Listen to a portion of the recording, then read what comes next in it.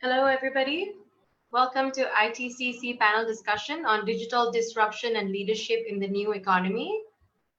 Thank you, everybody, for joining us today. I'd like to remind you all that everyone is welcome to post their questions in the Q&A section below. And let's get things started. I am going to invite now Kun Som Song, ITCC Vice President, for the welcome speech. Kun Som Song, I'm asking you to start your video.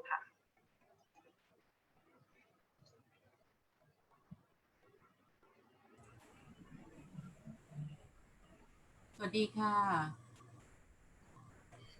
สวัสดีค่ะ Good evening and very warm welcome and to everybody here.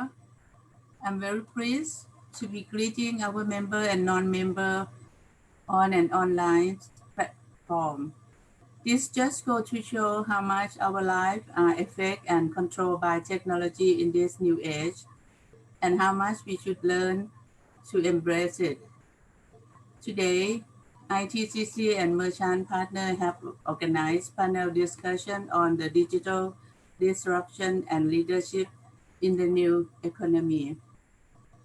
And I would like to welcome the expert speaker in the vast field of digital technology, Mr. Topp, คุณจิรายุทธ สลับศรีโสภา สวัสดีค่ะ and Mr. Mike Berson สวัสดีค่ะ to ITCC platform. Without taking any more of the viewer time on the topic that I'm eagerly waiting to learn more about, I would like to welcome our event moderator, Mr. Ved Vyas, Chief Strategist and Merchant Partner Asset Management, to take over. Mr. West, please.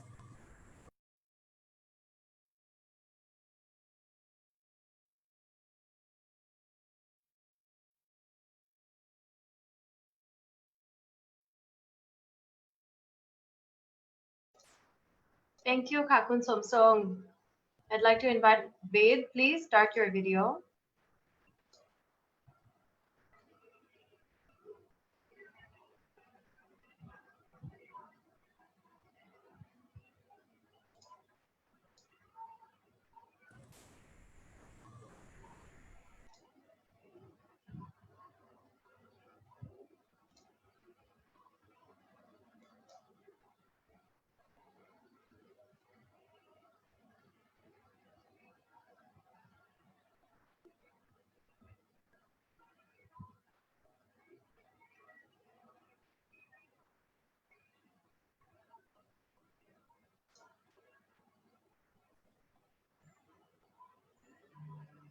Thank you, Kun Somsong, and good evening, everybody. Welcome to our webinar on digital disruption and leadership in the new economy.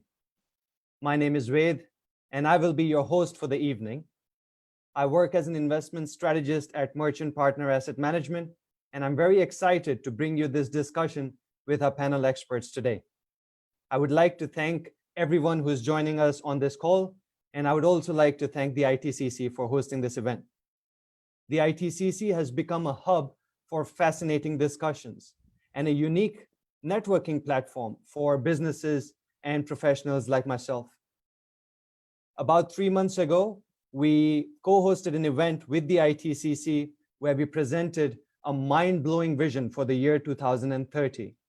Of course, a lot has changed since then, but we remain committed and dedicated with the Chamber to bring you discussions that are important, that are significant, and are interesting for our audience. So, in the same spirit of wonder and curiosity, today we are talking about disruptive technologies and the latest disruptive trends in business. Talking about disruption, I would like to quote a professor from Harvard Business School who says that disruptive innovation can hurt you, especially if you are not the one doing the disruption. So this is of great importance to all of us. But before we dive into that, let's take a step back and ask ourselves, what is blockchain? What are all these disruptive technologies and how can they help my business? And how is the role of business leaders going to change in the new economy? These are some of the questions and many more that we will be answering during our conversation today. And for everybody who's joining us on this call, I would request you to send your questions via Zoom so that we can incorporate them in our conversation. We will spend the first half of this webinar building a basic understanding of some of these technologies, and then we will try and get in as many of your questions to our panel experts as time would allow. But first, we have some polling questions that should be popping up on your screen right about now. So please take some time to answer these questions so that we can understand our audience a bit better and use our time today to build a conversation that's useful for everybody. Whilst you guys are answering those polling questions, allow me to introduce our speakers, our panel experts today. It is a huge honor for us that we have Khun Topp on the line, who is Thailand's leading voice when it comes to Bitcoin and blockchain. And dialing all the way in from the United States of America is a very successful digital entrepreneur, Mr. Mike Berson. For those of you who don't already know, Khun Topp is the co-founder and group CEO of Bitkub.com, which is Thailand's leading regulated currency exchange. He has previously co-founded coins.co.th, which is Thailand's largest Bitcoin wallet company. He is the board of director at the Thai FinTech Association and a subcommittee member at Thailand's Office of the Trade Competition Commission. Khun Topp completed his MPhil in economics from Oxford University in the UK, after which he has worked as an investment banker, as a financial consultant, and also as a central banker. Joining him is Mike Berson, who is a serial entrepreneur and recently a founder of Chainstarters, which is a blockchain software development company that focuses on mobile payment solutions. Prior to this, Mike was the vice president of a natural foods company, and he has had tremendous success in various ventures across different industries, such as adventure sports, travel, and tourism. Mike is an expert at creating efficiencies for his business partners, and he helps them reduce costs and increase their revenues. I would also like to tell all of you that Mike is joining us at 5 a.m. local time for him. So hats off and special thanks to Mike for making the time for us. Before I get started with our panel experts, I would remind all of you that after this call, you can reach out to Mike and Topp on their social media, on their LinkedIn, if you have any further questions, and potentially even explore business partnerships with these esteemed individuals. So Mike, my first question is for you. First of all, a very good morning, very good early morning for you, and welcome to the ITCC. I would like you to just share with the audience your journey as an entrepreneur, and so far how this has helped you shape your business philosophy and the approach to doing business. Yeah, for sure. Well, thanks for having me on. And yeah, well, I grew up in New York, outside New York City, in a family business that was actually started in 1925. So I thought I was going to go into that business after college. However, I did some traveling, made my way out to Colorado, and had been a part of a number of ventures, including a natural foods company where I was the vice president for a couple of years. But I've always wanted to help small businesses. And back in 2017, during the ICO craze, I started learning about cryptocurrency, Bitcoin, Ethereum, and the power that this technology really has. And I actually started a company called Ballyhoo at that time, and we wanted to help small businesses. And what we ultimately built was a closed loop blockchain. And I quickly realized that this solution is better suited for existing networks.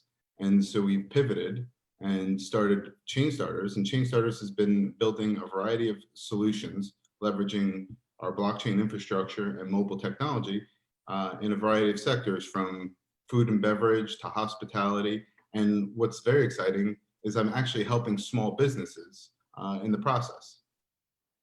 All right, fantastic. And whilst we are introducing our panel experts to our audience, Khun Topp, you know, your CV reads very impressively. Could you just share with us your journey so far, and how did you enter the world of cryptocurrencies and blockchain yourself?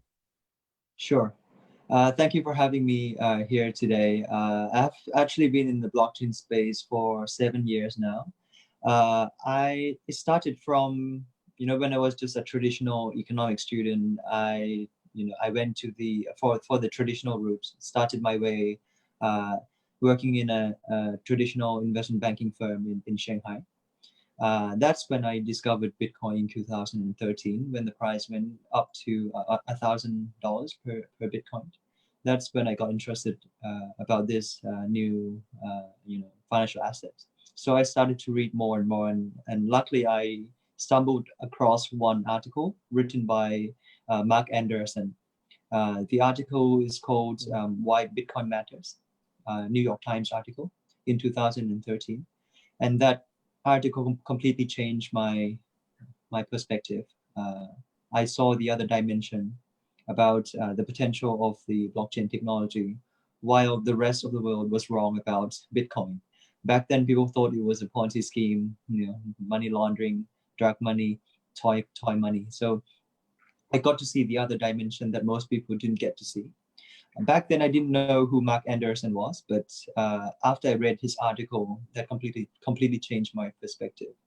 And that IB job didn't last very long, because just like traditional economics student, I was discovering myself, what I like, what I dislike, and corporate job wasn't for me, right? So I decided to give myself another go. So I decided to apply for another job in San Francisco, because I was interested in technology now, and I came from the financial background. But I couldn't get any job in the Silicon Valley, because all the smart kids were, applying for Google, Facebook back then. The best job I could get was working as a financial consultant in American Merrill Lynch building in San Fran, Market Street. And every weekend I would venture out to see, go Google campus, Facebook campus, but I couldn't work there, right? but and luckily one weekend, my friend was able to appoint a meeting for me with a person called Dan Shat. He was an executive of PayPal back then. We met in a pancake shop, and I asked him one question, like, what do you think about Bitcoin? He was like, Topp, did you know that when PayPal got started, they didn't want to become just a payment company. They wanted to create a digital dollar to match with the digital economy, right? The internet was rising back then. So they wanted to create a digital dollar. That's their mission, but the technology wasn't ready in that generation. And Dan Shat was telling me, you are the luckiest generation, because everything is ready. The blockchain is here, mobile phone penetration, is great. Internet penetration is great. It's the perfect time to start this, venture. So again, financial consulting job didn't last very long, a few weeks actually. And then I flew back home, started the first Bitcoin wallet company in Thailand. And it was hell. Like it was the toughest 4 or 5 years in my life, because I got a letter from the anti-money laundering officers, asking for a meeting back then, right? The Bank of Thailand, had to go meet with the Bank of Thailand, the Revenue Department, the SEC, everyone, right? Because I had to explain what I was doing back then. People didn't understand. People thought it was laundering money. But luckily, we went through that. Company got really big, because there were no competition at all back then, because most of the world was wrong about Bitcoin. I was one of the minority that was right. So the opportunity was great. And I found it to so far very successful venture, blockchain venture. Now my company, Bitkub, we are the largest cryptocurrency exchange, fully regulated exchange in the country, finally able to convince the regulators. And we control 95% of all the cryptocurrency activities in Thailand right now. One of the most profitable fintech company in Thailand. 130 employees, very fast growing. And we branches across different products now, not just an exchange. We also have a blockchain application company, and we also have education blockchain academy. So right now our holding holds 100% of 3 very successful companies. We are the largest blockchain group in the country. Wow, congratulations, Topp. I think this is really, really impressive. As somebody who also started off his career in investment banking, I think your journey is nothing short of very inspirational. But today, the things that we are talking about, what might come to you very simply, is not perhaps so simple for our audience who are joining in. I mean, I was trying to have this conversation with my father earlier this afternoon, where I was talking to him about cryptocurrencies and blockchain and trying to explain the whole thing. And honestly, even I struggle to do that. So, if you could just explain to our audience in simple terms, what is blockchain, what is the urgent need for it, and how does it work really? Sure. So let me start with this question. Blockchain is one of the most disruptive technologies of our generation. And these disruptive technologies, they don't come very often. In many decades, they only come once. If you look back in 1975, we had the first platform that was called personal computers, right? In 1975, it was the first infrastructure that allows people like Bill Gates, who saw the opportunity. He dropped out and he built an application inside this infrastructure, right? Software, and he changes the world. Now, every company, every industry is using computers, right? And in 1990, the second infrastructure came around. That was it was called the internet, or TCP/IP, right? Mm-hmm. Then people like Mark Zuckerberg, he saw the opportunity, and then he was one of the few that was right while the rest of the world was wrong. And he dropped out and he created an application inside this internet called Facebook. Another two guys dropped out, created Google, right? Then Jeff Bezos created Amazon. And internet is beyond publishing now, right? Every company, every industry is using the internet. Then in 2009, the third infrastructure just came around. It is called blockchain. Then it follows exactly the same pattern. Majority of the people are against it. They are laughing at the minority of the people that are involved. They're despised. They look, they're underestimating the potential of this technology again. It follows exactly the same pattern as the computers, internet, or automobiles, right? When the car first came out. Then this third infrastructure will create many opportunities for us to build many applications inside. And it will create many new industry. Like the internet, it is beyond publishing right now, right? Every industry, every company is using. With the blockchain, it is going to be beyond the banking system, right? Blockchain is going to be beyond the financial system. The best way, I think, to explain the blockchain is to look back to the first generation of the internet. Right? If you look back 20 years ago, imagine the world before the internet. When we had to exchange information, it wasn't very effective when we need to exchange information back then, because we had to rely on intermediaries, a lot of intermediaries. And these guys, they're not working at the full capacity because there are deadweight loss in the system, right? Because imagine if you're using traditional telegram for communication, or post office, or radio, or newspapers, or television. The first reason is why they're not effective is because they have their own system, they have their own languages, right? You cannot translate, radio, cannot talk to television, cannot talk to newspapers effectively. They need some translation time and translation fee. And that's the deadweight loss that customers are facing, right? Exchanging information is not effective. Mm-hmm. And they cannot work 24/7 because their human face is, behind these. And we need to sleep, right? So intermediaries, they cannot work 24/7. And for every transaction that we exchange information, there is transaction cost. Because these are not, non-profit organizations, they charge ridiculous fees. Back then, it was so expensive, right? And, it is not, global, not instant, the way we send information before the internet. A lot of deadweight loss, inefficiency. And, after the arrival of the internet, or TCP/IP, it allows us to create applications like Skype, Zoom, Line, Facebook, right?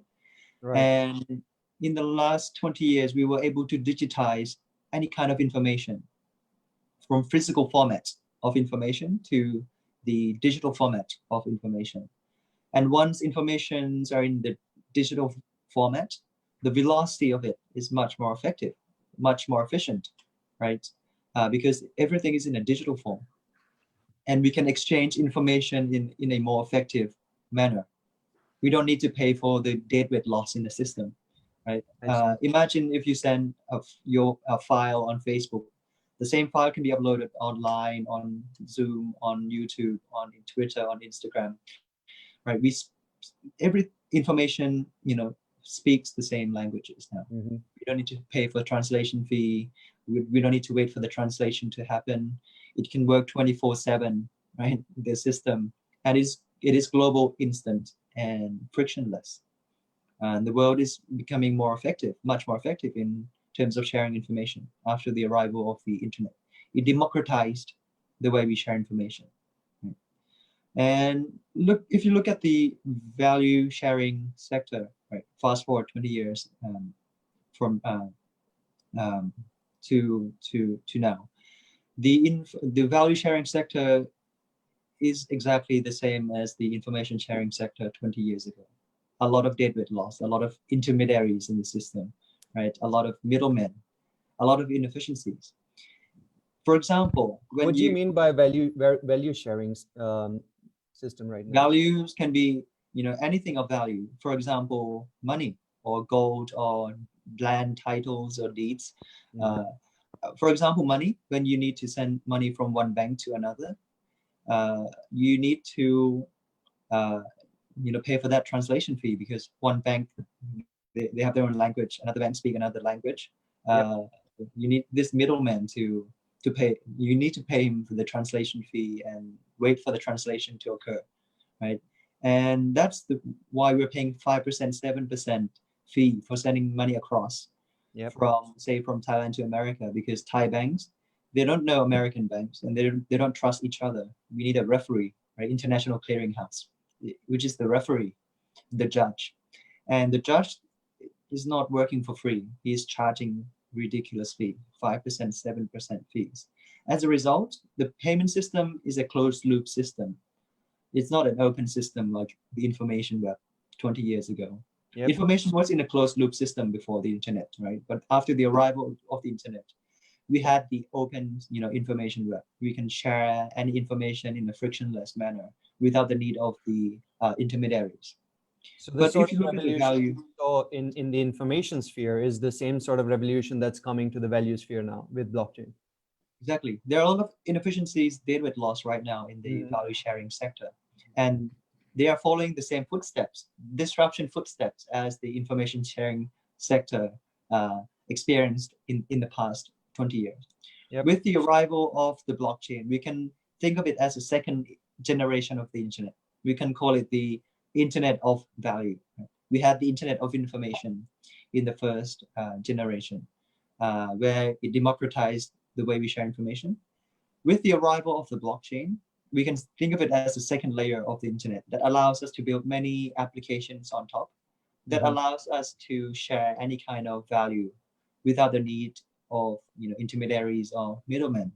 And it removes deadweight loss in the system, meaning that going forward, very soon, sending value across the internet is going to be the same as sending email, which is global, instant, frictionless, free, right? Speak the same languages now, without having the need to pay for this translation fee to the middleman.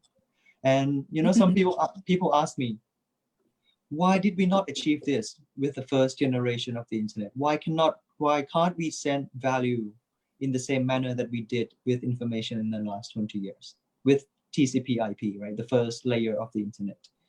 And the answer is that there is a limitation in its capability, TCP/IP. And that limitation is, even though TCP/IP allows us to exchange information in a frictionless, instant, free manner, it does it only one way. And that one way is that it creates more copies, right? Imagine if I asked you to email me that photo on your laptop, or send me the voice file or emails or PDF, presentation files. And once I've received your voice file or photo or presentation slides, do you still have the same copy on your local terminal? Or you still have the same copy? The good thing about this transaction is that I can receive your information instantly. That's a good thing. Mhm. The second good thing is that for free, I don't need to pay anything. Transaction cost is 0. And it works 24/7 and it works globally. It's a much better system than the previous intermediaries, needed, system. But the limitation is that it creates 2 copies now. You still have the same files on your local terminal. Yep. But if you talk about information, you can have as many copies as you want because you're maximizing the velocity of information. It's a good thing for the world, right? The world doesn't collapse when you have as many information, as many photo files. It doesn't affect the economy. But imagine if you digitize a dollar bill in the same manner as that email or photo. And once you send it to me, I can receive that transaction for free instantly, globally, right away, without the need of intermediaries. That's a good thing. But the bad thing is that it creates $2 bill now, right? And what do you think is going to happen, right? You're going to sit at home and send this dollar bill to everyone you know, right? Personal QE, quantitative easing. Mhm. And within one day, like Thailand would become like Venezuela, right? Because we can just sit at home, press Control-C, Control-V, the whole day. I would be the richest man in Thailand in 24 Yep. hours, and I would quit my job. So that doesn't work with value when you digitize value, because the key thing is that you must have digital scarcity, right? Yep. That's the key difference. The best way to explain, the best quote, my favorite quote is this. Internet creates digital abundance, right? In the first 20 years, whatever we uploaded, we can create more copies. It creates digital abundance. Blockchain creates digital scarcity. We could not achieve digital scarcity in the past because whatever we uploaded, we could create more copies until the arrival of blockchain. It creates digital scarcity. So going forward, we can use blockchain to represent value sharing now because of its limited scarcity capability versus the previous infrastructure, the TCP/IP, right? So, with the arrival of blockchain, we can share any kind of value peer-to-peer in the same manner as we've been communicating with information. But the good thing is that it solved this double spend problem, meaning that once you use the blockchain, you can digitize a dollar bill. And once you email this dollar bill to me, I can receive this transaction for free instantly, globally, with no intermediaries. Yeah. And that dollar bill on your computer would disappear after I've received it. That's a good thing. So people cannot double spend. Certainly, information and data and bits can actually become like a scarce resource, like money. When it goes from one point to the other, it doesn't necessarily replicate itself across different terminals. Thank you so much, Topp, for that very comprehensive one. And I'm sure we will learn more about exactly how things work. But whilst we're on this topic, I would like to reach out to Mike and ask him what his experience with this technology has been and what sort of a use case does he see for SMEs, because a lot of our audience joining in are private business owners. And so it would be nice for them to also see, how blockchain affects them on a day-to-day basis. For sure. Well, Topp really went into detail and explained how this works, and it's an awesome system.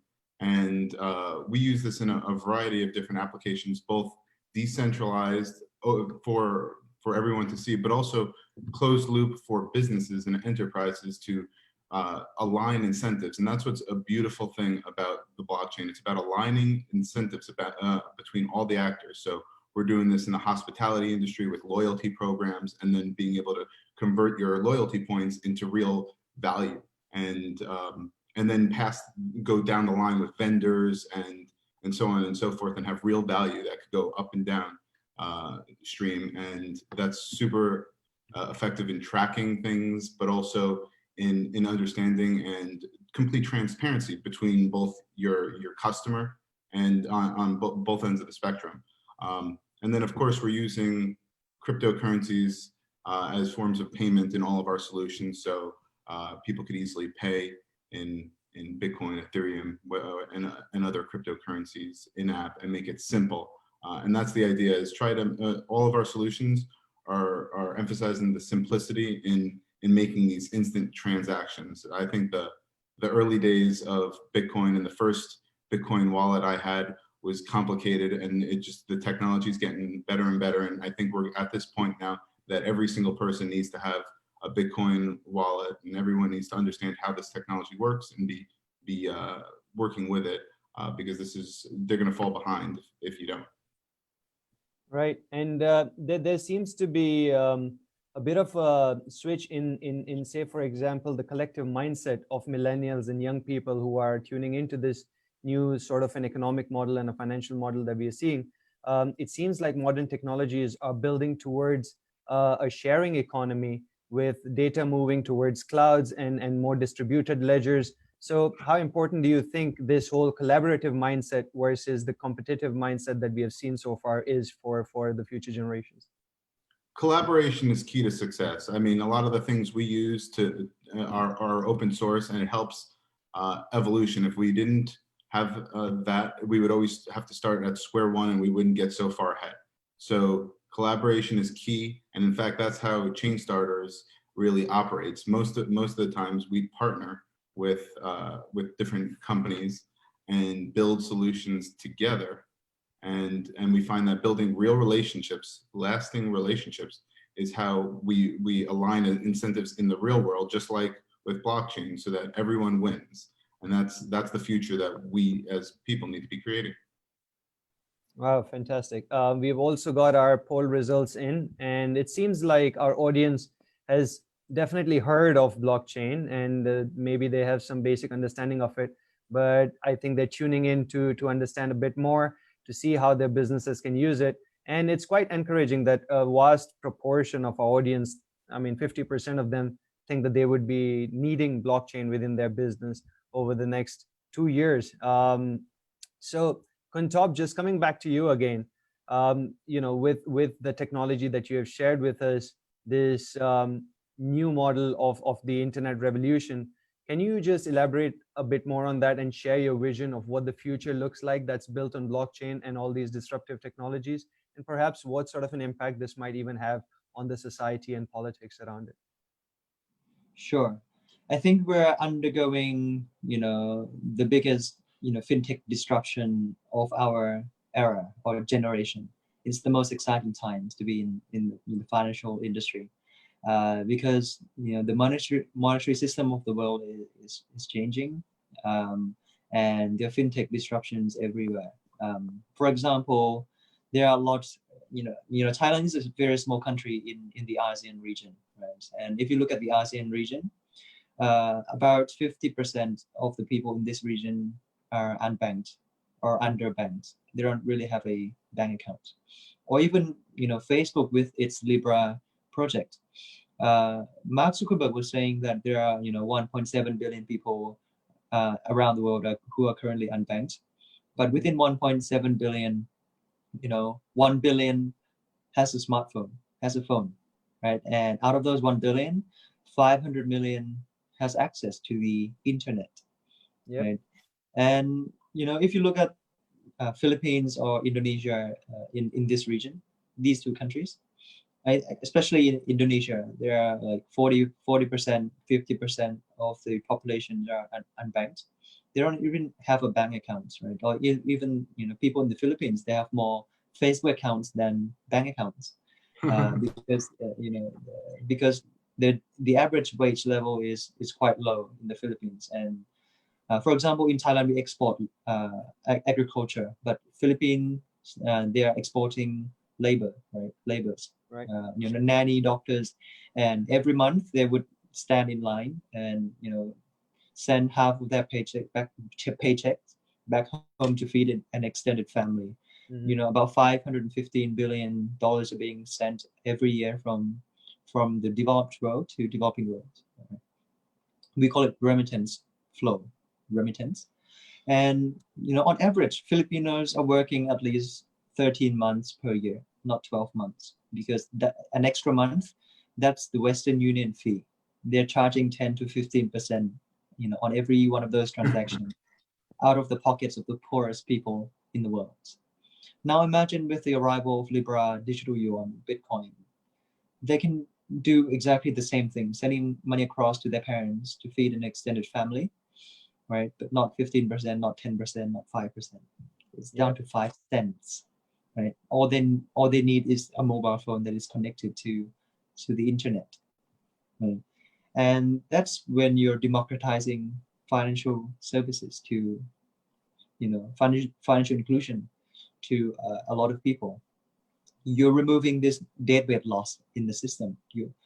Or with the arrival of social banking, right now people can send payments on Facebook Messenger, on Instagram Direct, on WeChat for China, or Alipay, or TikTok, right? And there are a lot of frictions right now when you're doing an online commerce in Thailand. For example, if you sell clothes, T-shirts online, and you're making 6% profit, you have to pay 3% to credit card companies to accept payments. Half of your profit gone, and that's not just it, right? You have to pay for there's a risk of chargeback risk and credit card fraud, right? And I think the biggest problem for merchants around the world is that payment system are a closed loop system, right? Meaning that we cannot send money from Thai bank to American bank to Indian bank in an effective manner. You have to wait for weeks to get money across. You have to pay 5%, 7% fees, and there's a lot of friction to do commerce online. And digital economy is getting bigger and bigger, right? With the arrival of digital yuan or Libra or Bitcoin, you can receive money instantly in the same manner as sending stickers on Facebook Messenger, right? Or sending a text message. That's how you receive money instantly, right? T+0 seconds with 0 fee. And cash cycle is down to almost seconds, and you don't need to pay 5%, 7% friction cost. It would allow online social commerce to grow at a much faster rate because we're reducing deadweight loss in the system. Imagine you're paying 3% around the world, for credit card fees. That's a lot of money if you think about at a global scale, right? And imagine if you remove this deadweight loss, 3%, it would increase. You can add that back to the world's GDP, and the world could move at a much faster rate, right? Or even people in Africa right now. A lot of people cannot, find work because they are living in small villages with limited, jobs available. They cannot work, for my company in Thailand because they're in Africa, right? They cannot work in America because they're in Africa, and they cannot receive payments because they don't have a bank account. How do I pay them, right? But with the arrival of Bitcoin, cryptocurrency, they just need a mobile phone. That's it. That's their bank account. I think the proliferation of social media also helps because, like you said, people may or may not really have relevant bank accounts, but they still, all of them are on Facebook, and it makes all of this. So I think both of these technologies have co-evolved to create a world where there is more efficiency by removing all the dead weight and more social inclusion as well. One thing, yes, sure, no, one thing that Topp just made me think of is even here in the U.S., paying my employees is costly and time consuming. I've even relied on sending people paper checks before. We're in 2020. What are we doing? Sending in the mail with a stamp a check, and then we wait a week to get this. This is the inefficiencies we're talking about. But everyone could have any of my employees that have a Bitcoin wallet, I could instantly pay them. They have it right away. It's simple. Well, I think that's what the American government is also doing, right? They're putting checks in people's posts right now when they have to do it, when we already have the technology to just do it instantaneously. I got a check in the mail. You're like, what? So you had to pay for that? It's the inefficiencies of government right there. Yeah.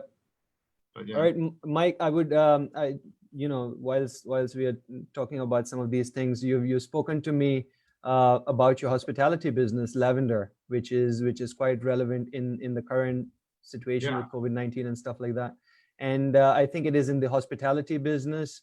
So I'm sure our audience would like to know more about it, because Thailand, as you are aware, is a hub for tourism and hospitality. And right now with COVID-19, this industry has been disproportionately hit. So what is your advice for hospitality businesses during these difficult times? Yeah, well, prior to this in November, I started actually this company Lavndr that's leveraging all of the best of our technology.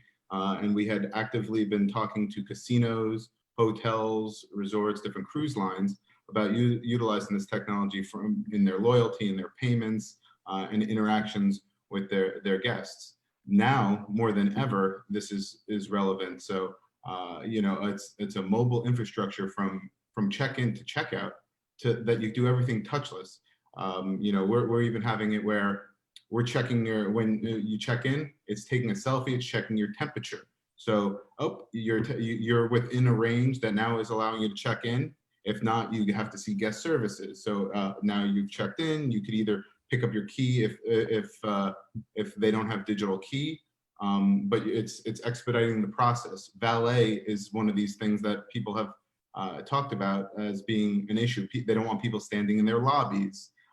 So hey, why we could use simple technology to efficiently both park people's cars in an effective manner as a hotel operation, but also retrieve those cars for guests. And so that's a big part of what our mobile technology does in the hospitality sector. And we're back at, now that the world's opening again, we're back at talking with hotels and resorts that while in the past it was more about customized experiences and leveraging this data in these apps for experiences. Now it's, yes, we still want that data, but we want to create an elevated experience in a new era where we want to be touchless. We want to just go to our room. I want to order room service. I want to go down and make a reservation for dinner. I want to do it all from my phone and be able to pay for it all from my phone and not touch pens. I'm going to places right now where they're sanitizing the pens and stuff. Like let's streamline this, and all you need is your mobile apps. And it's really exciting to see that experience, and it doesn't take away from the physical. It's actually enhancing the hospitality experience. And that's what I was scared that the digital, this app was going to take people out of being present in the hotel because you want a vacation. That's not what's happening. It's enhancing that. And so that's exciting to see. So I'm excited to implement this in other hotels, and would love to hear about some of the problems people are facing in the hospitality industry and how we could help them both within mobile apps and just even leveraging our existing smartphones for SMS and other means to make their business more efficient. Yeah, I think your the way you're enabling businesses to be more touchless is incredibly useful and valuable to almost all businesses, but especially in hospitality where there's going to be so much concern. And the thing that I particularly liked there was also that, you know, you started off with a certain business model, but were nimble enough to be aware of these opportunities that have come, because a lot of people would obviously see COVID-19 as a threat to their existing business. But if you can spot these new opportunities that are coming in, then innovation can happen really anywhere, and it's waiting to happen. That's funny you said that. I'm finishing up in actually launching in Miami in a couple weeks is this takeout app. It utilizes blockchain infrastructure, so merchants get paid out in a coin. They could take that coin and they could cash it out to their bank, but they could also pay their employees with it. They could they could go to other restaurants with it. But that business sort of pivoted. It was originally the client came to me and they wanted to go after events. They're in the food truck industry and event planning, and so they were planning on getting venues to adopt. But what venues exist right now? People aren't going into crowds. So we quickly, as the product was being finished, pivoted to, hey, it's really a takeout platform. And this is an innovative solution, and takeout is more popular now than ever. I went to call in pizza the other day, and they called me back to take down my credit card information. It was when Topp was talking earlier about inefficiencies, I thought of that example of literally, they called me back to take my credit card information. Then when I got there, I signed a piece of paper. There must have been back and forth a half a dozen times for a $20 pizza. And and that shouldn't exist. Yeah, fantastic. Well, Top, how do we compare these innovations that are happening all around the world to what's happening in Southeast Asia? What's the uptake and adoption of blockchain within Thailand compared to, say, rest of Southeast Asia even? And perhaps even elaborate on some use cases that you've been seeing around Thailand when it comes to blockchain, especially at the SME and private business level. Sure. Just to add to Mike's comments, credit card was invented in 1950, right? Diners card. That was like 5 years after the Second World War. We're living in the internet century now, but we're using the Second World War technology for payments. It doesn't make sense, right? For takeouts here in Thailand, people when people get hungry, then the new generation, they just move their thumb. Right? That's all they need to do, move their thumb. Yep. And within 30 minutes, they can eat anything in Bangkok, in Thailand, delivered to their doorstep. The expectation is really high for other industry. Right? Customers are fully spoiled. But if you look at the financial sector, when you need to send money across, you need to pretty much move the whole body, not just your thumb. You have to drive to find a car park, to a bank branch first, find a car park. Then you need to, queue up, right? And you need to fill in the form. You have to sign 7 times to get, the paperwork done. And, you have to wait a few weeks to get money across and lose 5%, 7% in the process. The expectation bar is really low compared to other, industry. It's time for the banking industry to innovate with, financial technology, fintech. And if you look in the Thailand space, I would say we are in the Southeast. If you compare, countries in the Southeast Asian region, we are one of the best performers in terms of innovation.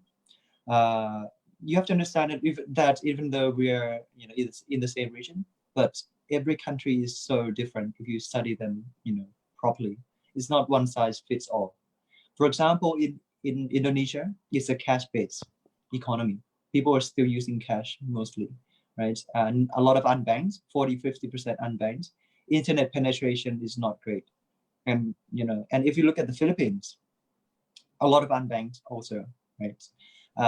And internet penetration is not as great, but they are a social media country. A lot of people have Facebook, Instagram, WhatsApp accounts. Indonesia, the biggest obstacle is the access to credits, because a lot of people are using cash, and with that, banks have no transaction history. They cannot assess the risk of individuals because it's a cash-based economy. And as a result, people cannot get access to loans, right? Bank loans. Access to credit is like the biggest obstacles in Indonesia. But if you look at Thailand, right? We're a country of around 70 million people, and we are the second best performers in terms of bank account penetration in the region, just behind Singapore. Almost everyone in Singapore has a bank account. They are the number 1 performer. Thailand is right under, second best performer. So we're doing really well on the bank account penetration. And we are also a mobile-driven economy, right? On average, mobile phone penetration is 144%, meaning that, on average, for every one Thai person, we have an average of 1.4 phones. That's a really good infrastructure. And I think we really like to use our social media networks as well. Yeah, and and the internet access is also great, 80%, right? But 80+% internet access penetration, and we are also a social media driven country. A lot of people have Facebook, Instagram, WhatsApp accounts, but we are not doing so good in terms of credit card penetration. We are the second lowest in this region. The best performers is Singapore. Second best performer is Malaysia. We are all almost the lowest, second lowest in terms of credit penetration. Banks in Thailand became very conservative after the 1997 Asian crisis, because it's originated from Thailand, right? The Asian crisis. And the Bank of Thailand became very conservative. Our debt to GDP ratio, if you look at Thailand right now, it's one of the lowest in the region, much better than in the US or in Europe, our debt to GDP. And that's why with this COVID, we can take out more loans from the IMF because the ratio is in a very healthy manner. The good thing is, debt to GDP ratio is low because the Bank of Thailand is conservative. The bad thing is access to credit card is really low in Thailand. So it presents different fintech opportunities. Usually fintech companies are doing really well when the incumbents are not doing so well in serving some area of, some services are missing, right? Yeah. And, if you want to compete in the e-wallet space, you're going to lose to banks because bank penetration is great. A lot of people are on mobile banking already. Social banking are not taking off here. But in China, people are using WeChat, Alipay for payments. Within 6 years, they became the largest banks already, social banking, right? No one is using mobile banking. Every country is not one size fits all. It's different environments. And usually fintech thrives in an environment where banks are not doing so well in different countries. For example, my company is doing really well in cryptocurrency transactions because banks said don't go anywhere near it. Like good for me, right? So we're very profitable because banks are not jumping in and compete in the same space. We're offering a unique service. And how long do you think before the banks jump into that space to give you competition? So if you look at the overall development, in general, fintech technology in general, financial technology in general, Thailand is moving very fast compared to other countries in the region. For example, the Bank of Thailand has been studying central bank digital currency since 2017. They are one of the top 10 earliest central banks in the world, together with China and Libra, right? Digital yuan. They already finished the first 3 phases. We call it Internon project here. But they started with the wholesale banking first. So retail like us didn't really experience the difference. But they're replacing the barnet system, the interbank transfer, to reduce the time. Instead of money arriving, when you send money on Friday, money usually arrives on Monday for interbank transaction because you needed this central bank to approve the transaction. But this guy doesn't work on weekend, right? So we cannot get transaction across until Monday.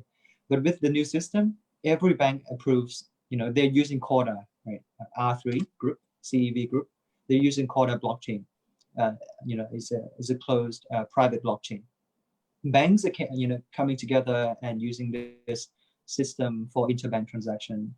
On the front end, customer-facing parts, we don't notice the difference. We just see that, oh, I'm sending money on Friday, money arrives on Friday. I'm sending money on Saturday, money arrives on Saturday. I don't need to work, wait for Monday anymore. But on the back end, they're changing from a centralized ledger to a permission-based, decentralized ledger. And right now they're working with the Bank of Hong Kong, right? Central Bank of Hong Kong, for international transfer, but B2B, not B2C yet. In Thailand, they're started from the wholesale banking perspective. Versus China, they're starting with the retail part, the digital one. So different angle here. But by the way, next month, the Bank of Thailand will announce the retail central bank digital currency already. So we're moving quite fast. All right. Cool. So everybody's looking forward to that news. But not just Central Bank of Thailand, by the way. If you look at the retail bank, the purple bank here, SCB Bank, the second largest bank in Thailand, they just announced a new product last 2 weeks. 2 weeks ago, they are able to allow customers to send money from Thailand to the UK within 30 seconds, right? Not 30 minutes, not 30 hours, not 30 days, 30 seconds, right? And the cost is down to 0.05%. Wow. 100 times cheaper than 5%, right? And they're using RippleNet technology, right? And this is already live on production. People can use this, but do people really need to know that they're using blockchain? They don't really need to know because the bank already humanized the process, right? Just in the same manner that people are using, some old people in Thailand, they're using Line or Facebook without knowing that they're using the internet, right? Humanize the internet or Skype. No one is realize that we're using TCP/IP to share information effectively, freely, globally. But they just That's know the how to essential for the adoption. Sorry. Yeah. No, that's the key to the adoption. I have some paper Bitcoin wallets sitting around and some Ledger Nanos and stuff like that that mainstream people aren't going to use. But as the technology makes it simple, that they don't even know they're using it, that's how everyone will be using this in the future for transacting. And it'll be in the currency they're used to, so they don't need to know like what's the value. I don't need to know what the bot is worth right now. I have dollars, you want bot, let's do a transaction. And it really makes transactions international and expands globalization. Yeah. Thanks. I think, yeah, go ahead, Topp. in the last 10 years, Bitcoin blockchain has been around for 10 years, right? Since 2009, 11 years, 12 years. There are 50 million wallets opened in the last decades. But I think in the next 10 years, we'll go up to 1 billion wallets, either direct or indirect. Either we humanize it or direct usage. The growth rate will be exponential, and this is going to be one of the most exciting industry to be participating in a multi-billion-dollar industry. Yeah. All right, cool. Yeah, I think because we are talking about so many new technologies here, and if I may ask Mike first, there's a lot of new terminologies that one has to get through on pretty much a regular basis these days. We're learning about so many new technologies. We're learning about big data and AI and cryptos and blockchain and things like that. What would be your advice to our audience into how to better develop an understanding towards what is really significant and what's really important, versus, because there's always this little bit of skepticism because people have been burned in some of their investments in new age technology. So how do they tell what's really important versus what maybe is not really that important? Well, first off, it's always good to do some research, but more importantly, it's about what's the problem it's solving. It's sort of what Topp was saying about just the efficiencies being created to move money. Well, if we're able to do that, it doesn't matter the underlying technology. I don't need to know how things happen. I don't know how a plane flies, but I go on a plane and it works, and I'm going to continue flying, and that's the same sort of thing here. If it's addressing a problem, like Lavndr does with hospitalities, all the technology that's behind it is irrelevant. It's that it's addressing a problem. I could have all this great technology. If it's not solving something that's bettering my business or my personal life, it doesn't really matter. So I'm more problem problem solving oriented. All right. Looking at the technology, because there's so much out there and it is overwhelming.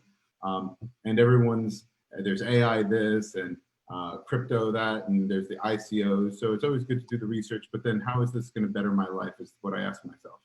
So I guess understand the need from your personal perspective. Just see where it is that you don't just want to be chasing buzzwords. You kind of see what's available out there, what tools are there, and how can it possibly solve my particular problem.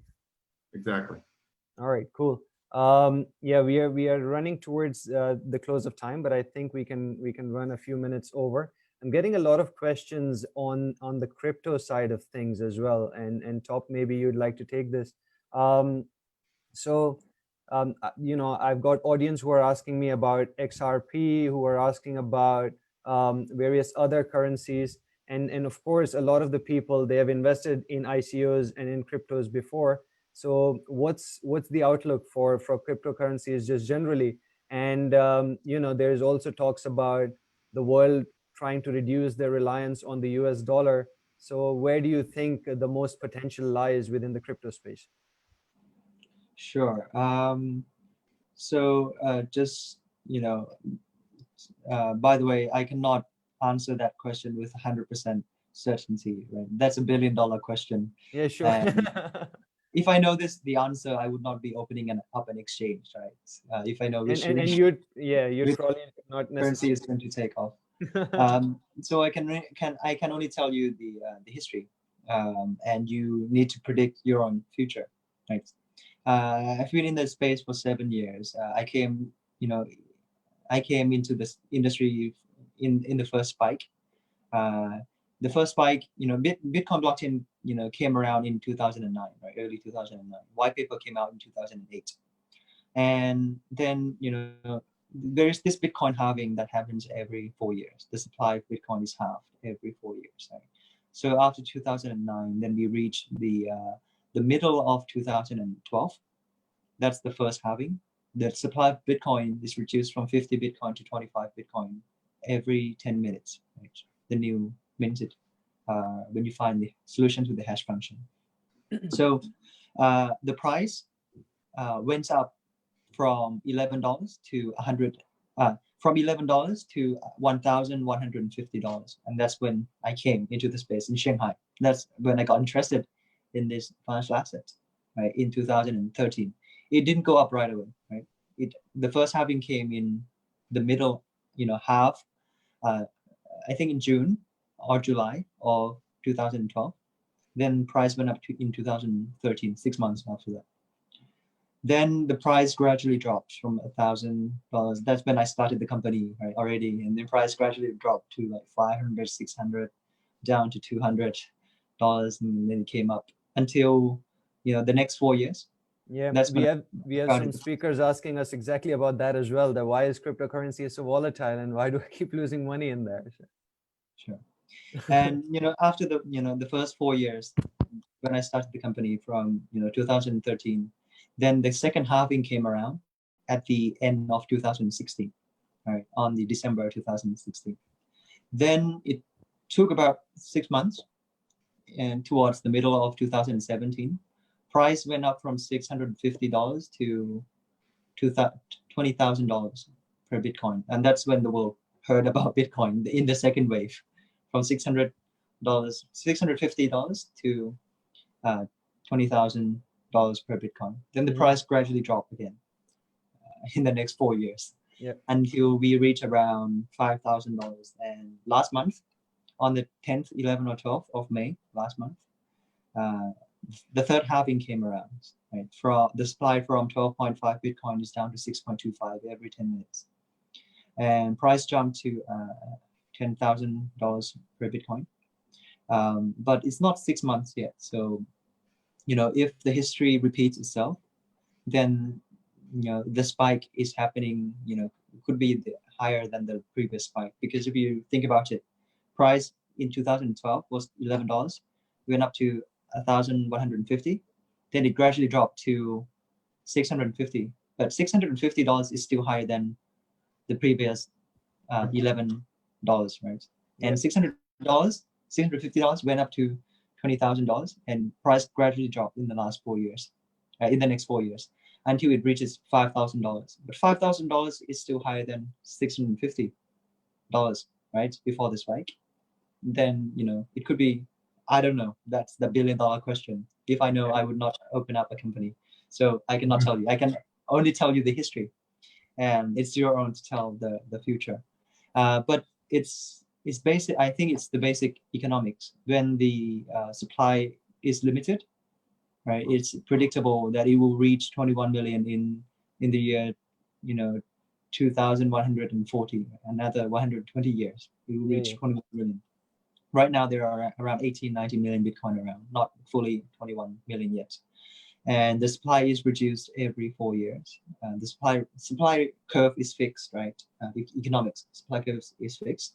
The demand curve moves to the right every year. Bitcoin receives media value more and more every year, more usage every year, more wallets being opened every year. Then there ought to be capital gain, right? Because the supply is fixed, demand is moving to the right every year. But during the short term, it's highly volatile. So people lose money, people gain money. But those who hold long term in the last 10 years, or everyone won in the last 10 years. I think there was data. If you bought $1 worth of Bitcoin in 2010 and hold it up to now, that $1 would turn to $11 million already. So that's the statistics, but I cannot tell you the future. I can only tell you the past. No, I'm And sure it gets our audience quite excited about this as well. Mike, would you like to pitch in on that as well? We're also getting some audience questions on what might the regulators have to say about digital currency. But just before I go to Mike, I'll repeat my question there. We were now going to have our second poll questions for the audience so that we get a better understanding of what is their main takeaways from our panel discussion today, and what are the technologies that they're most excited about. But Mike, just coming back to you, yeah, what's your personal take on cryptocurrencies, and how do you think the regulators might respond to this new currencies coming in? When you listen to what Topp is saying, how could you not be excited for there's a finite supply as we get to choose the future. So the more adoption, the higher the value. The easier we make it to adopt this technology, and really it's education. When you tell people, hey, we could transact like this, let's forget about mail and throwing a stamp on it, and let's transact instantly globally at a fraction of the price in real time. How could you not want to do that? It's hard for people that aren't educated, and obviously the existing banking infrastructure, at least here in the US, isn't like, hey guys, let's use Bitcoin or whatever, because it's the demise of the existing banking infrastructure, and they know it, and they're all evolving, and that's why some have gotten involved in Libra and are using their own ledgers like JP Morgan and other things. So I think that the long-term future is looking real promising. So regulation will stand by and support this innovation as long as everyone's winning, and Yep. I think that's possible. Yep. So I think it works two ways. I think people who really believe in the value of cryptocurrencies are also guys who are actually using it, and they can see the usage going up, and just putting basic economics together of a finite supply with increased usage results in higher value in the future. Whilst we get our responses in for the poll question, the second poll question, I've got a slightly different question for Topp here. What's your take on 7-Eleven getting in on banking? Is that another new banking category to sort of think about, or do you think incumbents are really going to struggle here, and a real need is there for deadweight to be removed? So we are in the most exciting fintech era, where the non-banks are coming into the banking space, right? All the technology firms are coming into the banking industry.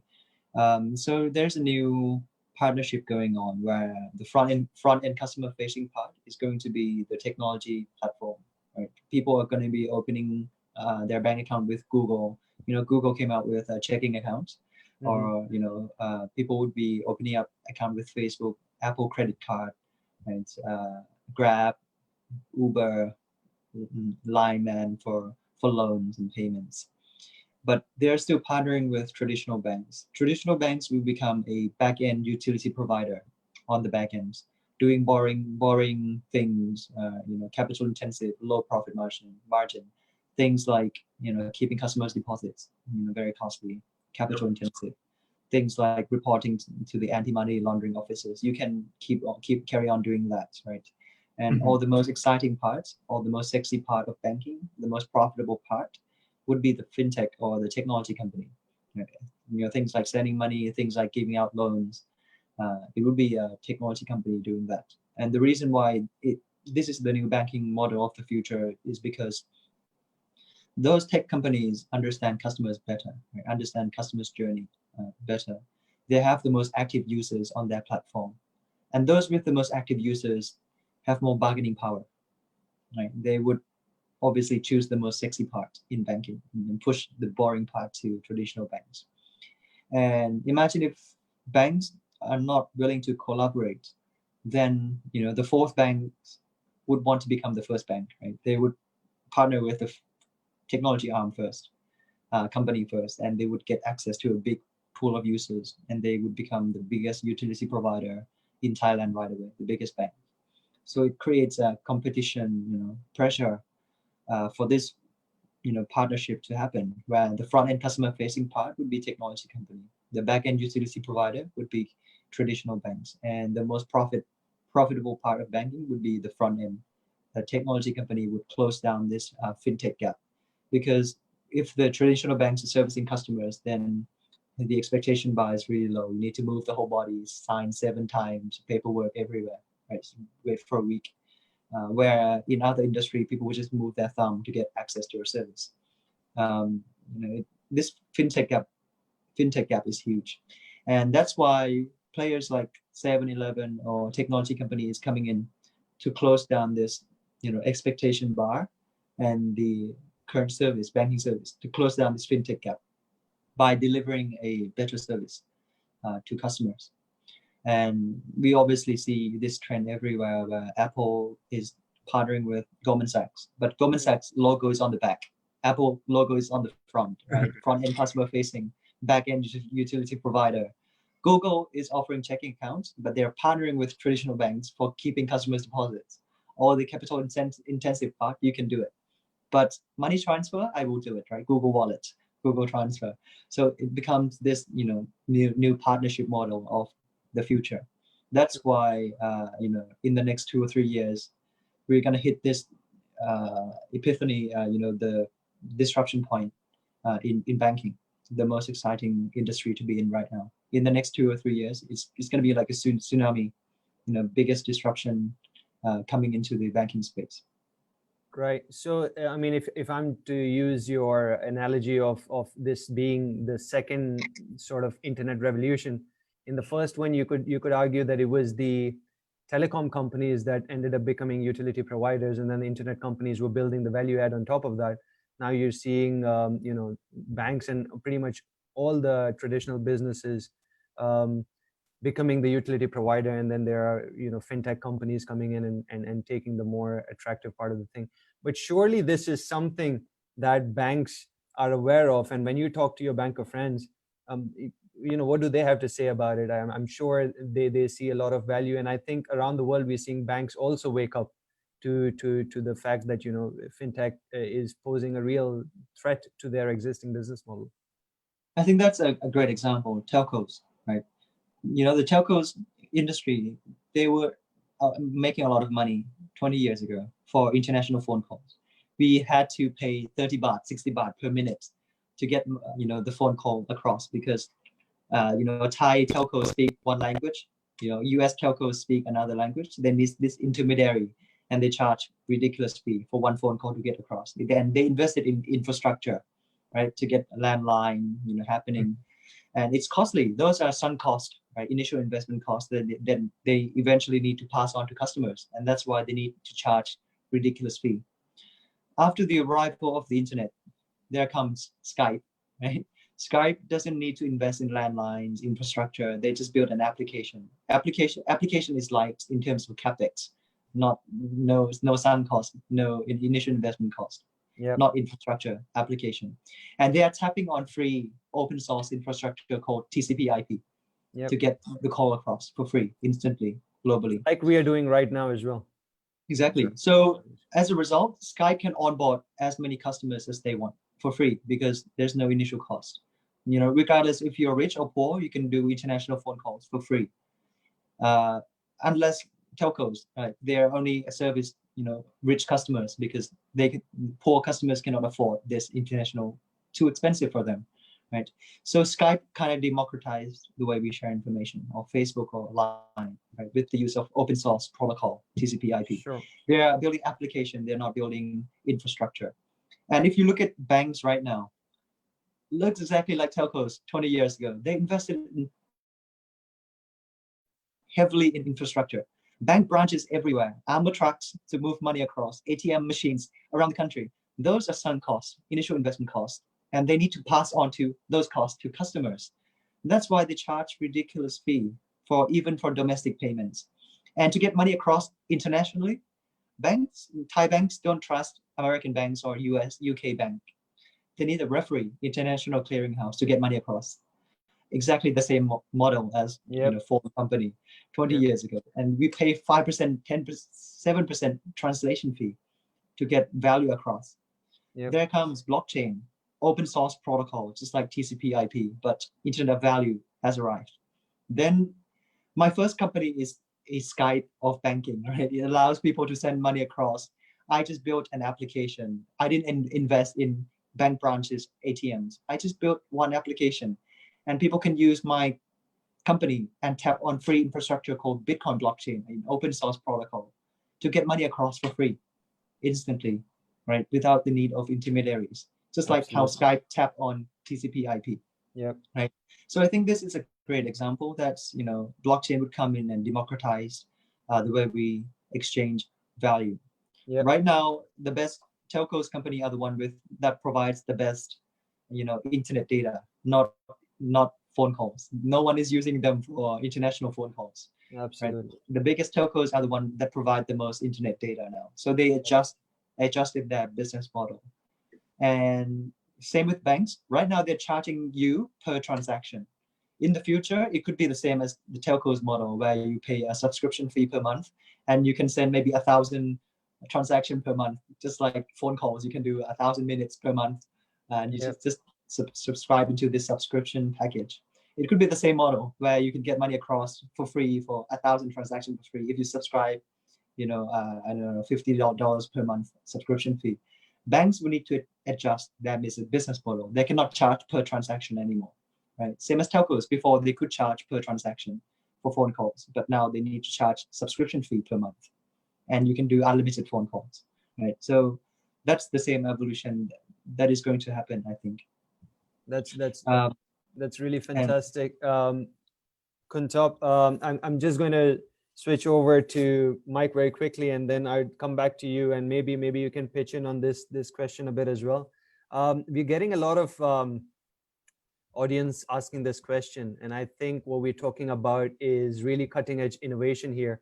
And when we're talking about innovation at this scale and at this pace, there's obviously some doubt over whether all of this change is legit. And I think a lot of people want to know a bit more about how safe all of this is, how secure the whole blockchain platform is, and also, there's concern that a lot of not your legitimate businesses, a lot of illegitimate businesses might be using this new platform to put their money around or do things that might not be legally very, very accurate. So Mike, I just want to get you to talk to our audience and maybe explain to them, the blockchain and crypto space from a safety and security and legal perspective as well. And then maybe Topp can pitch into that. Yeah, I bet Topp could also join in on this one from his solution, but we find that this is way more secure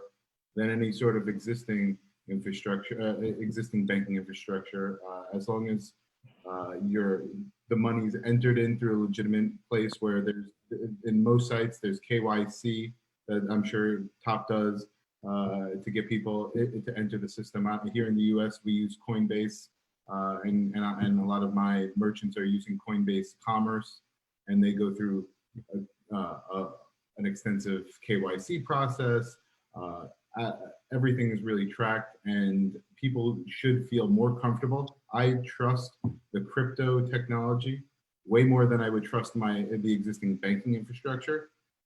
Especially the money isn't really there in the banking infrastructure. It's not asset. There's no real assets. I go to the bank, I put $1,000 in, my bank goes and loans it 98 times, 99 times. It's not really there. There's a finite supply in these, whether it's Bitcoin or it's gold, there is some sort of asset, something of value that is really there. So I really emphasize that when I'm talking to people, because there's, what's the dollar really worth? The dollar is worth, we printed like $2 trillion in the last month. So it's pretty worthless. It's a piece of paper that we could just start a fire with. Versus Bitcoin has there's a finite supply. we won't be printing more Bitcoin. There is a finite supply. And that's what makes this really, really, really special.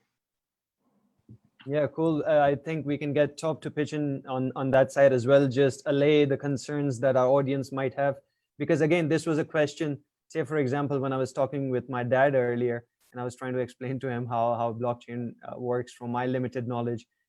His first question was, yeah, but how do you know that all of this is legal? All of these bank professionals are trained for many years and I can put my trust into them.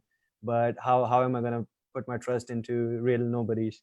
So maybe just again build on all the discussion that we have had and try and put our audience at ease when it comes to security around blockchain and cryptocurrencies.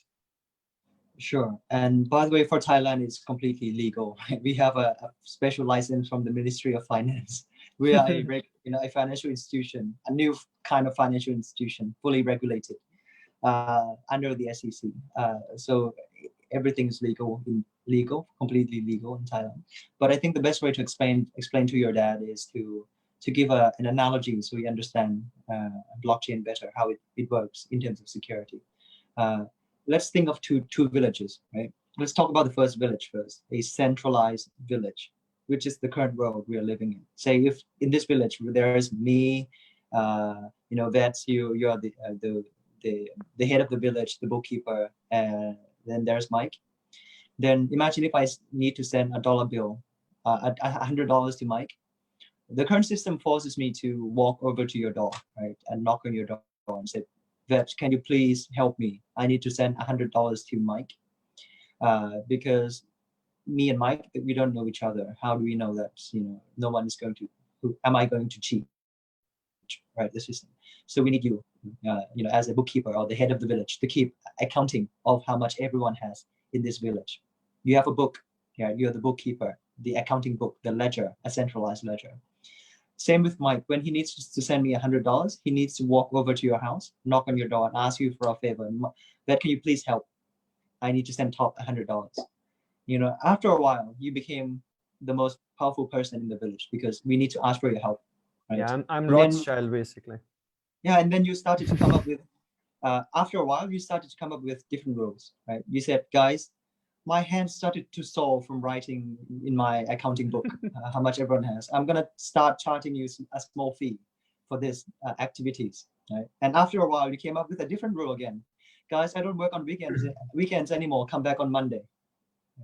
Who is this person? Right? Do you know who's this is a centralized deadweight loss, right? Banks, credit card companies. Even though it's our money, we have to listen to the bookkeeper's rules. Who would dare argue with him? He's the most powerful person in the village. Where people are getting abused in the process, right? Because we cannot trust each other. We need to rely on the bookkeeper. So let's talk about the second village. Right? There are 3 people, exactly the same. But we studied from the first case study, the first village. Guys, we should not have a bookkeeper, otherwise we'll get abused. But how are we going to transact without a bookkeeper? We still don't trust each other. So we came up with a new solution, right? So why don't I have one book in my house? You, Vet, have another book. Mike, you have another book, right? Accounting book. Everyone has a separate book. Then when I need to do a transaction, when I need to send Mike $100, I just walk to the center of the village and I announce the transaction. I'm going to send $100 to Mike. Then all 3 of us would, bring up our own book, look at the previous transaction at the same time to ensure that I have enough credits, $100 in my account. Then everyone would write on the next line at the same time, Topp minus 100, Mike plus 100, right? With this system, we don't need to pay additional fees to the bookkeeper, and everyone can work on weekends. Because imagine if I get sick on Friday, I can come back on Monday. I get sick on the weekend. What about transaction happening on the weekends? Then Mike and Vet, you can simultaneously write transaction down at the same time. And when I fully recovered on Monday, I just copy your homework. What happens last weekend, guys? I just go and copy all the previous transaction until the transaction is fully up to date. Meaning that this system is live 24/7, right? Imagine if you go back to the first village and the bookkeeper got sick. How are we going to transact, right? How me and Mike going to transact if the bookkeeper got sick? That's the barnet system. Bank of Thailand doesn't work on weekends, right? That's why the money arrives on Monday, right? So with the second system, it's the blockchain system. And if you to answer the security question to your dad, imagine if say David is a hacker, a bad person. He has a baseball bat. He walks over to the first village. If he wants to steal money from the first village, what would he have to do? He enters the first village. He needs to steal money. What would David have to do? They come to my house, right, and hit you with a baseball bat.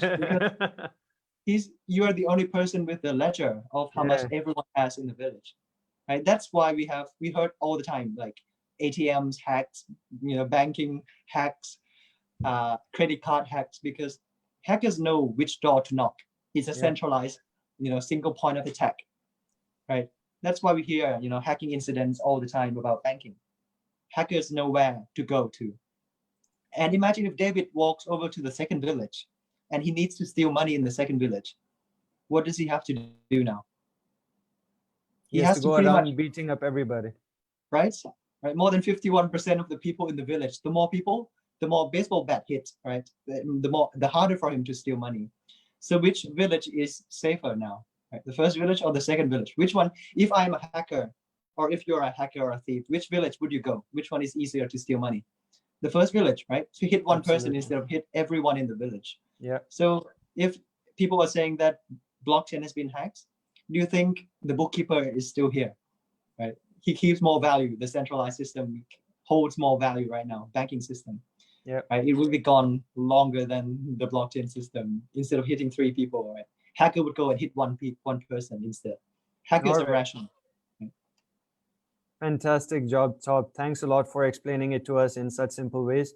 And I think our poll results for the second polls are out as well. And the audience really think that a new financial system is coming. So I think we've been able to communicate to them the changing landscape that's happening around us. And of course, the audience is fairly excited about artificial intelligence and big data. This is something that I'm sure all of us here on the panel are very excited about as well. And maybe we can have a panel discussion on this topic at the ITCC soon as well. Mike and Topp, thank you so much for your time and for your insights. Are there any parting thoughts that you might have for the audience? Go for it. Okay. Well, I think it's important everyone does their research, learn about the new technology, explore. I would go, if you're there in Thailand, go to Bitkub and get a Bitcoin wallet. Start understanding this and play with your friends. It's there's no better way to get involved than just starting. And once you start playing, you realize, wow, this is simple and going to change my life and the life of future generations, and have fun doing it. All right, fantastic. Topp, you as well. Any parting thoughts for our audience? Yeah, so I agree with Mike. Critics will not understand Skype until he sees his mom's face on Skype, right? And it is working, right? You would not understand until you finally get to use it, right? How would you expect to see another person's face from another country until you actually use it? You're going to be the skeptics of Skype forever until you actually see your mom's face on Skype, right? So you have to really, get involved and, start, with a small step, setting up your account. You can create your account at bitkub.com, bitkub.com. We are a fully regulated exchange in Thailand. We account for 95% of all the countries' cryptocurrency transaction in the country. So you can, ask your friends. Those with Bitcoin would have heard of Bitkub for sure. So try. It's free. So create an account for free and try for yourself. The ticket size is small. It's down to like 10 baht. You can start buying Bitcoin, selling Bitcoin, send to your friends, receive from your friends. What's a public key? What's a private key? So you can get to test, products out until, once you're able to send money across for free instantly, 24/7, then you would forget banks completely. Same as, international phone calls. People forget them already. They use Skype, Line, they don't go back to the previous service. The same as when we discovered automobiles, right? No one is going to go back and ride horses, or when we discovered emails, no one's going to go back and write letters to your friends. It's the same thing. Governments. Yeah, so I think I encourage people to go and learn. You can also follow me on my Facebook page, Topp Jirayut Official, TOPPJIRAYUT, and then official. It's a page that's, for every 1 hour, there is one piece of information or news published to update the Thai people about what's going on about the cryptocurrency space, blockchain space, or social banking or cloud kitchen. It's a page that talk about the disruptive technology, AI, big data. We're not going to talk about stocks or investment, issue. We're going to talk about specifically for disruptive technology. So I think it's a useful page to follow. And usually a lot of people ask me through those inboxes from the page. So if you have any questions here today that we didn't have time to cover, feel free to shoot me questions to the inbox of that page, or follow bitkub.com Facebook page as well. It's a useful fintech page to update with new technology, new information, financial technology, application for people to try out. All right, thank you so much, Khun Topp and Khun Mike. I would like to just share my agreement with both the experts that we had today. And I would also encourage all of you to keep asking questions, to keep building your knowledge base, to reach out to our very helpful speakers and experts that we had today. And I'm going to end today's session with a quote from American anthropologist and futurist who says that disruption is coming. Disruption is either going to happen to you or because of you. So please get involved. Please be part of this very fascinating and exciting journey. And in conclusion, I would like to say that these disruptive technologies, such as blockchain and of course, artificial intelligence, are coming at us with tremendous speed and present an unprecedented opportunity for businesses around the world. By educating ourselves and having discussions of this nature, we can stay ahead of the curve and help co-create a future that combines prosperity with inclusion, efficiency with transparency, and capitalism with true economic democracy.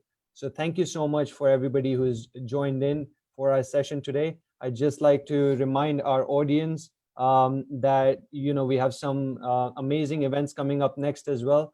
Next week on Thursday, we've got an event on China's evolving role within the New World Order. And we've also got, for those of you who have entered into the poll discussion that you are excited about big data and AI, for all of you, we've got a class coming up which is teaching big data and machine learning from beginner level all the way to advanced level. So please join in and please be part of this fascinating story and journey that we are in at the ITCC. Thank you so much for your time. Thank you, ITCC. Thank you. Thank you very much, Ved. I'd just like to invite Mr. Manu Bharadwaj, ITCC Executive Director, for a vote of thanks.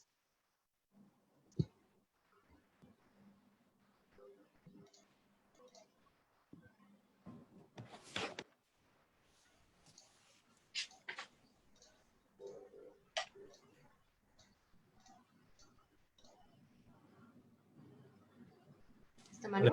Yeah, can you hear me? Yes. Thanks, Nikita. Ladies and gentlemen, a very good evening to all of you. It gives me immense pleasure to deliver the vote of thanks to all the attendees of this fantastic webinar.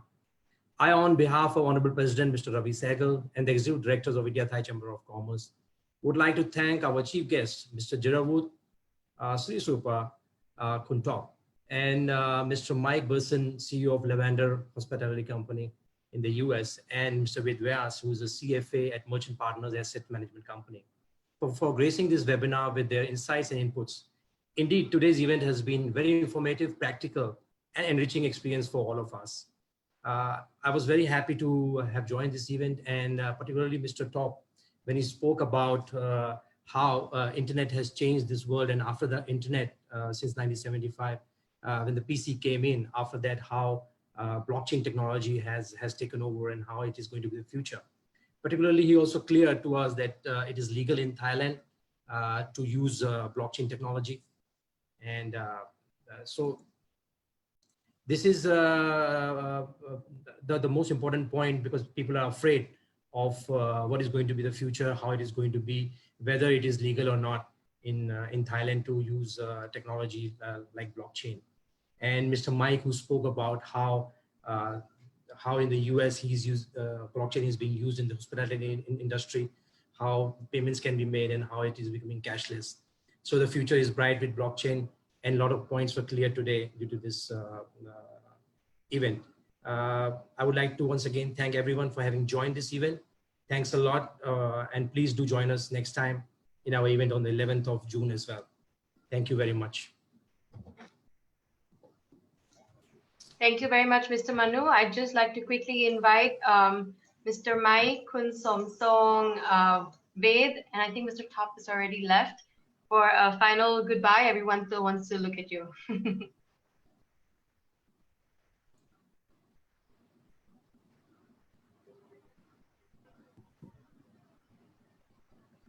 Okay, thank you very much, everybody.